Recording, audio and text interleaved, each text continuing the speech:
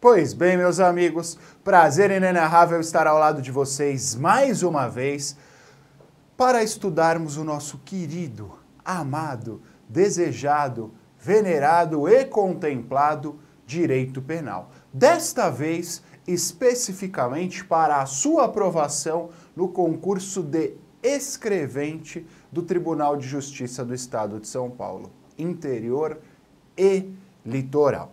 Galera, direito penal. Creio que todos vocês, sem exceção, já fizeram a leitura do edital. Se não o fizeram, o façam a partir de agora, ou pelo menos ao término deste bloco. E por que eu faço menção ao edital? Por conta dos pontos que serão cobrados em relação ao direito penal. Vocês perceberam que há uma série de artigos indicados pelo examinador. São mais ou menos 50 artigos. E neste momento, vocês perguntam e eu respondo. Pergunta: Acácio, por qual razão ou por quais razões foram escolhidos especificamente estes artigos? Por que não foram outros os artigos indicados pelo legislador? E eu digo a vocês, a partir do mês de abril, maio, junho mais ou menos, todos vocês serão o quê? Serão escreventes técnicos judiciários. Dentre as atribuições, dentre as funções exercidas pelo escrevente, e por todos vocês, porque são vários, a principal delas qual é? Pelo nome deve ser escrever. Certinho, certo. O raciocínio de vocês está correto. O escrevente é quem vai lavrar todas as peças do processo. Normalmente, durante uma audiência, o juiz está lá, conduzindo, presidindo a audiência, e vocês, escreventes, ficarão lá ao lado, redigindo todos os atos que forem praticados, todos os atos que forem perpetrados. Diante destas atribuições, os crimes que foram escolhidos pelo legislador, aliás, pelo examinador, têm exatamente esta função. Eles servirão para que você mesmo, escrevente, durante o exercício das suas funções, consiga entender determinadas circunstâncias e, diante da ocorrência ou da inocorrência de determinadas coisas, você possa, diante disso, agir enquanto escrevente, enquanto auxiliar do juízo. Beleza, galera? A partir daí, o primeiro crime a ser estudado por nós é o crime do artigo 293 do Código Penal. O crime de falsificação de papéis públicos. Falsificação de papéis públicos. E o crime de falsificação de papéis públicos, assim como outros crimes que serão estudados por nós, neste e em outros blocos, está no capítulo dos crimes contra a fé pública. E eu gostaria que vocês escrevessem aí, crimes contra a fé pública. O primeiro capítulo, a primeira série de crimes, portanto, são aqueles contra a fé pública. E eu digo a vocês o seguinte, quando nós pensamos na fé pública, nós pensamos numa crença que todos nós temos, mas não é uma crença religiosa, é uma crença que todos nós temos em determinados documentos, em determinadas situações. Se você adquire um carro, se você adquire um veículo e lhe é entregue o documento deste veículo, como aquele documento supostamente foi emitido pelo Detran, foi emitido por um departamento público, nós temos fé não só na veracidade daquele documento, mas nós depositamos fé, nós acreditamos também na veracidade das informações trazidas por aquele documento. Então, neste capítulo dos crimes contra a fé pública, nós tutelamos esta crença que todos nós temos na veracidade dos documentos públicos e na veracidade do conteúdo destes documentos públicos. E vocês vão perceber também que os documentos particulares também são merecedores de fé pública em determinadas situações. Então escrevam crimes contra a fé pública e o primeiro deles a ser cobrado é o do 293 do Código Penal, é o crime de falsificação de papéis públicos. Galera, primeiro, o crime de falsificação de papéis públicos é um crime tido como comum. Por que, Acácio, ele é tido como um crime comum? E eu digo a vocês o porquê. Porque ele pode ser praticado por qualquer pessoa. Então é um crime comum quanto ao sujeito ativo, porque pode ser praticado por qualquer pessoa. E quem é a vítima ou quem são as vítimas?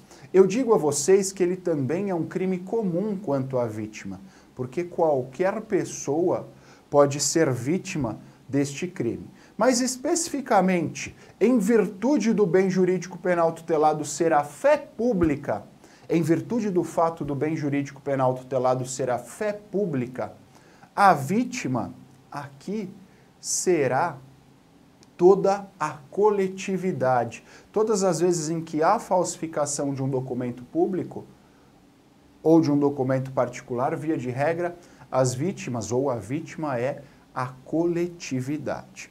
Vocês perceberam o seguinte também, nós temos a indicação aí de 3 verbos, o verbo falsificar, o verbo fabricar e o verbo alterar. O verbo falsificar, o verbo fabricar e o verbo alterar.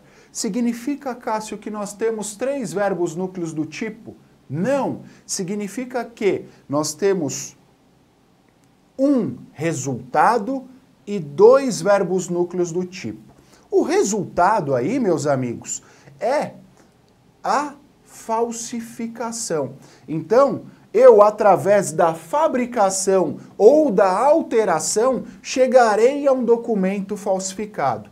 Então, os 2 verbos núcleos do tipo, as 2 condutas são fabricar e alterar. E a falsificação é o resultado. Repito, fabricar e alterar, verbos núcleos do tipo. A falsificação é o resultado.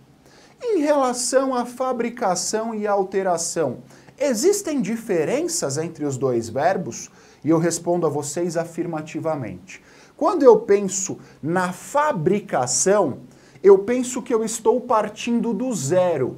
Eu não tinha nada, não tinha documento algum, eu o construí desde o início. Por isso que eu o fabriquei.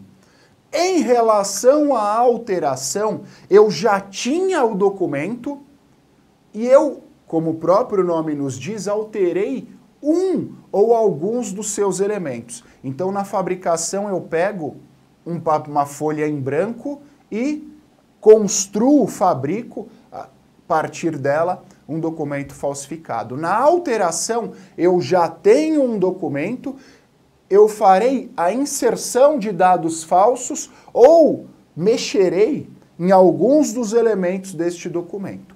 Tranquilo? Galera, não quero ser repetitivo, mas acho extremamente importante reiterar. A falsificação é o resultado que se dá através da fabricação partir do zero ou da alteração. Eu mexi naquele documento. Tranquilo? Então, os 2 verbos núcleos do tipo são fabricar e alterar, as distinções foram indicadas, e a falsificação é o resultado. Em relação ao objeto material, quando nós pensamos no objeto material, nós pensamos em quê? Nós pensamos no objeto sobre o qual recai a conduta. No crime de homicídio, não é objeto do nosso estudo o crime de homicídio, mas para que vocês entendam. Qual é o objeto material do crime de homicídio? A vida. Dei um tiro na cabeça da pessoa de 12, abri o cérebro da pessoa, ficou ali vazando sangue e cérebro. Qual é o objeto material daquela conduta delitiva? O corpo daquela pessoa. Em relação aos crimes que nós estudaremos agora, que nós estamos estudando, a falsificação de papéis públicos, o objeto material ou os objetos materiais deste crime, quais são? Os papéis públicos. E aí surge a malandragem. O examinador de vocês agirá neste sentido. Qualquer papel público é objeto do crime do artigo 293, Acácio? E eu digo a vocês que não. O rol de documentos considerados como papéis públicos e, consequentemente, como objetos materiais do crime em análise, estão indicados nos incisos do 293. Vejam o inciso 1, por exemplo. Selo destinado a controle tributário, papel selado ou qualquer papel de emissão legal destinado à arrecadação de tributo.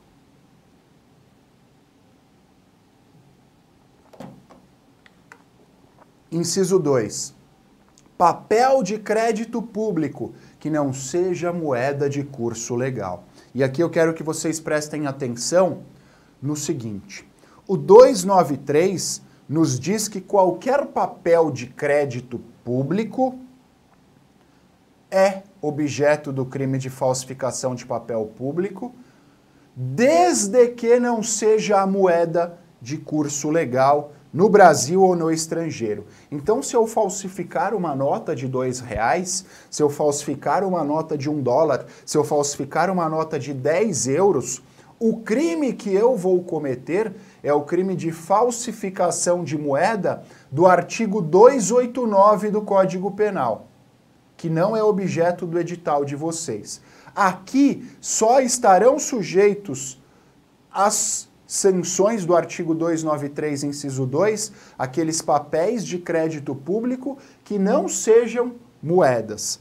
Atentem a isso. E nós temos uma série de outros incisos no mesmo 293, uma série de objetos materiais da falsificação através da fabricação ou da alteração. Inciso 4, inciso 5, inciso 6.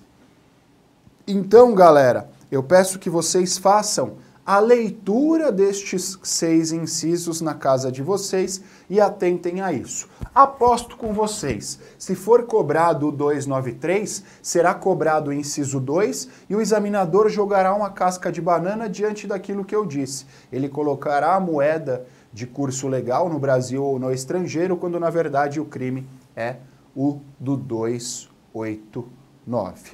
Em relação à pena, reclusão de 2 a 8 anos e multa. Eu quero que vocês atentem ao seguinte: todos os crimes têm um preceito penal primário que corresponde à descrição da conduta delitiva e todos os elementos que lhe são próprios, e um preceito penal secundário que corresponde à pena máxima e mínima. No caso do 293, a pena é de reclusão de 2 a 8 anos e aplicação cumulativa de multa. Reclusão de 2 a 8 anos e aplicação cumulativa da pena de multa. Em relação a esta pena, primeiro, eu quero que vocês saibam o seguinte. Reclusão é compatível com os regimes fechado, semiaberto e aberto. Reclusão é compatível com os regimes fechado, semiaberto e aberto. Segundo, pena máxima de 8 anos. Qual é o procedimento penal a ser adotado? Procedimento ordinário, segundo o artigo 384 do CPP. E a aplicação cumulativa da pena de multa, além do fato da pessoa ser presa, ela também deverá pagar uma pena de multa. E um último elemento é o seguinte: no caso do crime do artigo 293 do Código Penal, a ação será pública incondicionada. Ação penal pública incondicionada.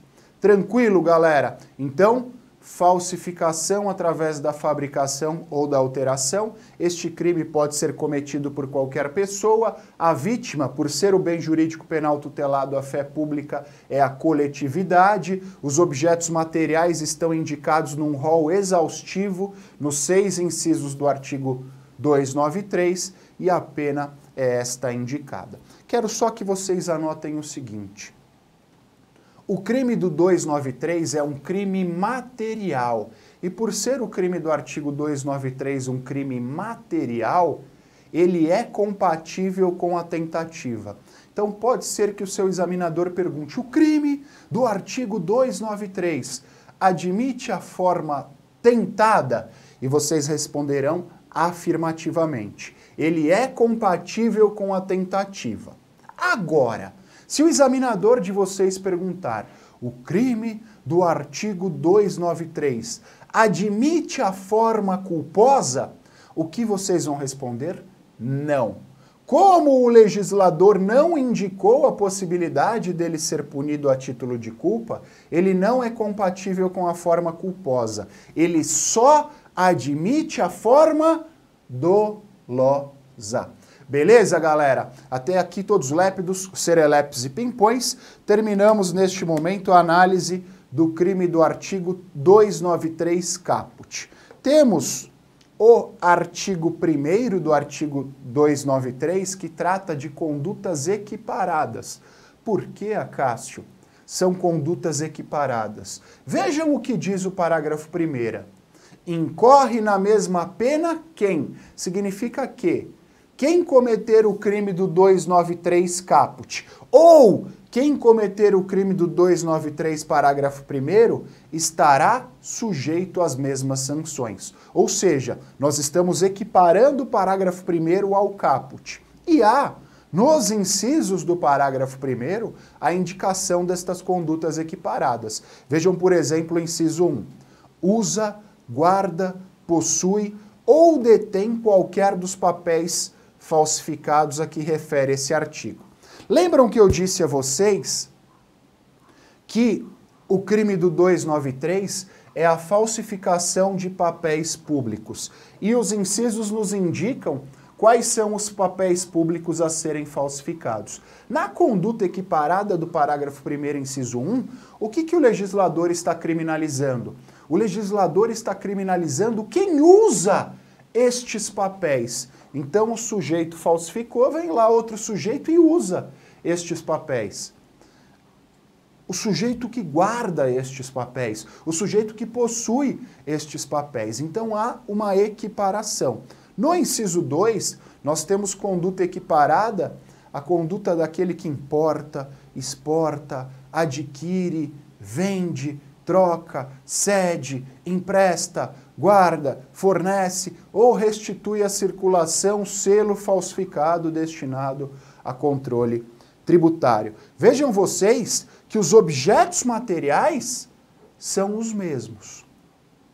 Os objetos materiais são os mesmos, mas os verbos núcleos do tipo são distintos. Lá no caput é quem falsifica através da fabricação ou alteração. Aqui é quem põe no mercado e uma série de outras circunstâncias. No inciso 3, nós temos também outra conduta equiparada. Peço gentilmente que vocês façam a leitura, principalmente porque é uma lei relativamente nova. Nossa, Cássio, mas ela tem 14 anos. Mas o Código Penal é de 1940. Então, tudo aquilo que é posterior, principalmente das 2 últimas décadas, é considerado moderno, é considerado novo. Diante disso, eu peço que vocês façam esta leitura. Beleza? E nas alíneas A e B, também 2 circunstâncias que eu peço que sejam lidas por vocês. Parágrafo 2º é uma modalidade privilegiada de falsificação de papéis públicos. Vejam comigo o que diz o parágrafo 2º. Suprimir em qualquer destes papéis públicos, quando legítimos, com o fim de torná-los novamente utilizáveis, carimbo ou sinal indicativo da sua inutilização. Eu gostaria que vocês pensassem no 293, parágrafo 2º, como uma modalidade de falsificação de papéis públicos privilegiada. E por que, Acácio Miranda, o homem o mito? Esta é considerada uma modalidade de falsificação de papéis públicos privilegiada. E eu digo a vocês, quando nós estudamos o 293 caput, qual era a quantidade mínima de pena? 2 anos. Qual era a quantidade máxima de pena? 4 anos. Agora, qual é a quantidade mínima de pena? 1 ano. Qual é a quantidade máxima de pena que está na tela aí para vocês? 4 anos. Ou seja, nós reduzimos tanto a pena mínima como a pena máxima pela metade. Tornamos, portanto, a conduta privilegiada. Cássio, você consegue nos dar um exemplo de falsificação de papéis públicos privilegiada? E eu respondo a vocês afirmativamente. Selo. É que a maioria de vocês já foi criada na fase do e-mail, mas eu, que tenho 35 anos, o Rafa, que é o nosso produtor de imagens, que também está na casa dos 30 e poucos, foi criado numa época, também tem os mesmos 35, foi criado numa época em que nós mandávamos cartas para as pessoas. Eu lembro que meus pais foram viajar em determinada oportunidade e eu e meu irmão ficamos aguardando uma carta, um cartão postal enviado por eles. Era só, Cássio, colocar o cartão postal no correio e ponto final? Não. Você precisava custear este serviço. O custeio deste serviço se dava através do que, Cássio? Através do selo. Então você punha o selo, você colava o selo, para que ele não fosse reutilizado, o que os Correios faziam e fazem até hoje? Carimbavam em cima. O que as pessoas faziam para economizar um selo? Apagavam aquele carimbo do correio, apagavam o carimbo do correio e mandavam uma nova carta. Isso era bastante comum até recentemente, e ainda é bastante comum hein, nos presídios. Não sei se vocês sabem, mas o preso não tem acesso à internet, ou pelo menos não deveria ter, né? Então a maioria não tem acesso à internet. Eles se comunicam com seus parentes através de cartas. E você está lá preso, como regra também você não tem uma forma de arrecadação, então você não tem acesso a selo. O que eles fazem? Eles reaproveitam apagando este carimbo. Cometem crime? O crime de falsificação de papéis públicos privilegiados. Suprimir em qualquer destes papéis, e no inciso 3 do 293 nós temos o selo, quando legítimos, com o fim de torná-los novamente utilizáveis, carimbo ou sinal indicativo da sua inutilização.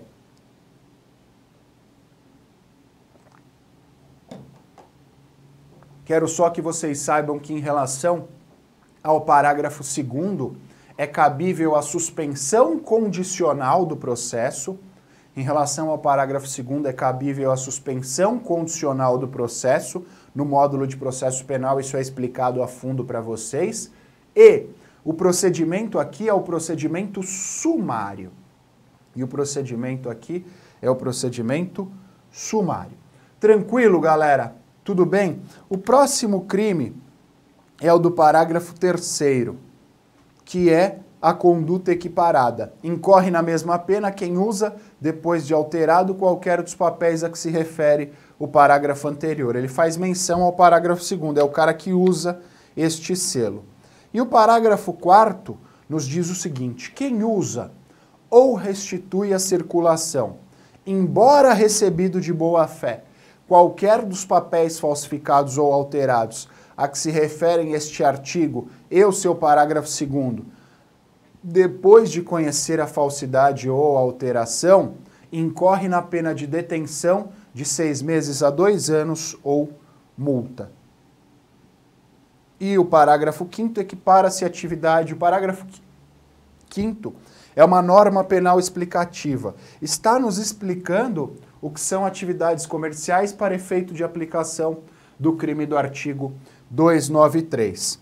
Mesmo comércio irregular é considerado desta forma. O 294 e o 295, que nós faremos a leitura conjunta em 3, 2, 1, dizem o seguinte: 294.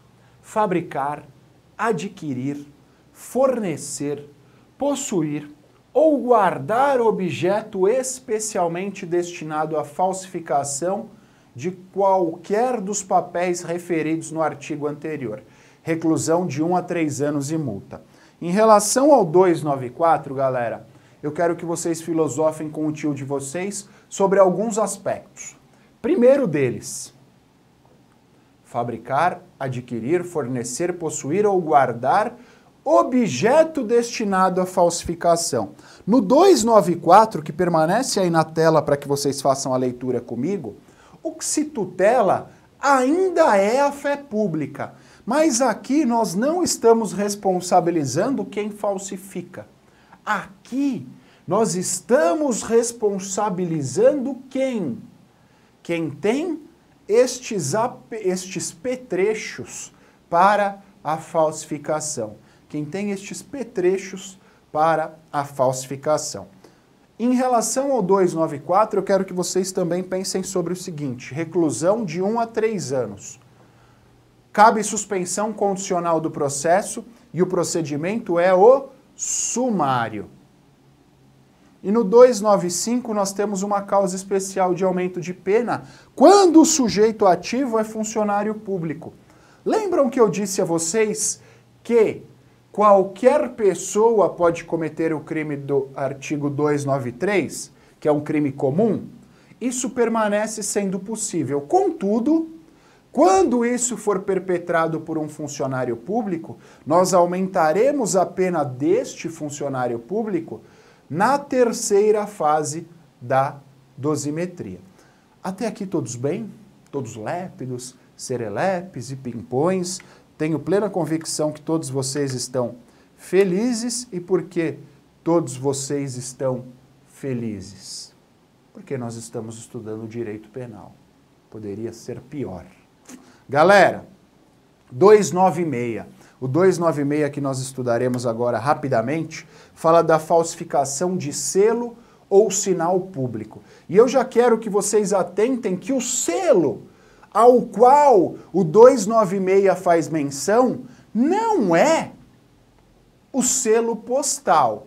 Não é o selo postal. O selo ao qual se faz menção aqui é aquele selo que o cartorário, todos vocês já foram reconhecer a autenticidade de algum objeto, já foram reconhecer firma no cartório. Há um selo que é colado ali pelo tabelião. Aquele selo serve para atestar os atos perpetrados pelo tabelião, para atestar a veracidade daquele documento. Quando há falsificação deste selo, o crime que se comete é o do 296. A falsificação de selo postal está lá no 293, inciso 3. Analisamos isso especificamente no momento oportuno. Beleza? E vejam a falta de senso. E eu nem digo falta de senso porque é uma questão de evolução. Se você falsificar um selo postal, pena de 2 a 8 anos. 293, inciso 3. Agora, se você falsificar um selo do tabelião, pena de 2 a 6 anos. A pena é inferior em relação ao selo postal. Então, se um dia você acordar com vontade de falsificar alguma coisa, falsifique um documento de uma casa, por exemplo, e não um selo postal. Beleza, galera? Pena de 2 a 6 anos. A distinção em relação ao 293, os objetos. Lá nós temos um rol de objetos que vocês farão análise, e aqui os objetos da conduta delitiva são outros. Galera, eu comecei já falando sobre a matéria, mas eu acho extremamente importante mencionar o seguinte: uma mera análise das provas anteriores em relação ao cargo que vocês estão estudando, em relação ao cargo que vocês serão aprovados daqui a alguns dias, já demonstra. Em termos de direito penal, em termos de direito processual penal, o examinador, eu estou com legislador na cabeça hoje, desculpa. O examinador exige de vocês conhecimento acerca da lei seca. Então, vocês estudarão 3 coisas. Primeiro, lei seca. Segundo, a aula, onde eu complementarei e darei dicas, darei ganchos para vocês extraírem o conteúdo da lei seca. Em terceiro lugar, o caderno. Vocês estão anotando tudo isso que eu estou dizendo a vocês. A leitura conjunta destas 3 informações, destes 3 conteúdos, levará vocês aonde? À aprovação. Mas não basta que vocês sejam aprovados. É necessário que vocês sejam aprovados gabaritando direito penal e direito processual penal. Isso demonstra uma capacidade superior em relação aos demais. Prazer inenarrável estar ao lado de vocês. Cliquem aqui no próximo bloquinho. Valeu, abraços, tchau!